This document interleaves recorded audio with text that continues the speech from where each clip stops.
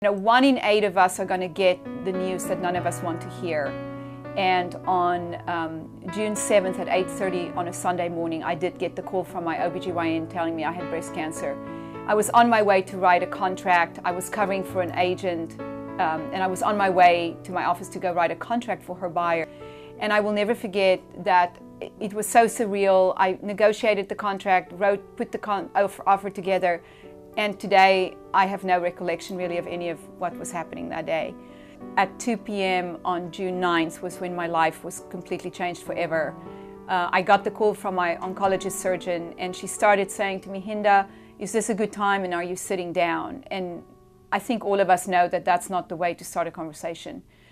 And she informed me then that my cancer was neither small nor early, and that the MRI indicated that it was a 4-centimeter tumor and that it has spread to my lymph nodes. When I was diagnosed, what really did not make sense to me is how did I end up with a 4-centimeter tumor when I had a mammogram every single year? And the oncologist surgeon that day, when she told me about my later stage diagnosis, when I asked her why, how could this happen to me, she said to me, "You have dense breast tissue." And I never heard the words before. And what really made me exceptionally angry that day was every one of my 4 mammograms that I had indicated that I had very dense breasts, and nobody ever told me. And when I demanded and said, why was I not told about this extremely important aspect of my physiology, that's when I learned that it wasn't the part of standard of care, that it wasn't required for a physician to tell you that you have dense breast tissue. And basically what it means is that the fact that the tumor in your breast and your muscle in your breast both shows white. So it's white on white. It's like looking for a polar bear in the snow. So when you have very dense breasts, the mammogram cannot distinguish between a tumor and your tissue. But so when I asked her, why was I not told that I had dense breast tissue, because it was indicated on every one of my mammograms, that's when I learned that it wasn't the part of standard of care, that your physician did not have to tell you that you had dense breast tissue. So that fateful day that I will never forget, June 9th, I didn't sleep that night. My daughter was 8, my son was 10, and I was afraid that I'm not going to see them graduate from elementary school. And that night, I just couldn't believe that as women we were at such risk of ignorance, because it wasn't that I didn't pursue my health, it was that I didn't have the knowledge or any information that I could even have asked questions. And so when the sun rose that morning, I was sitting in my sunroom in Lakewood. I swore that I would do everything I could to change the standard of care. And that same day, I called my representative, at the time it was Alan Vaught, and begged him to please help me draft legislation. I'm a real estate agent.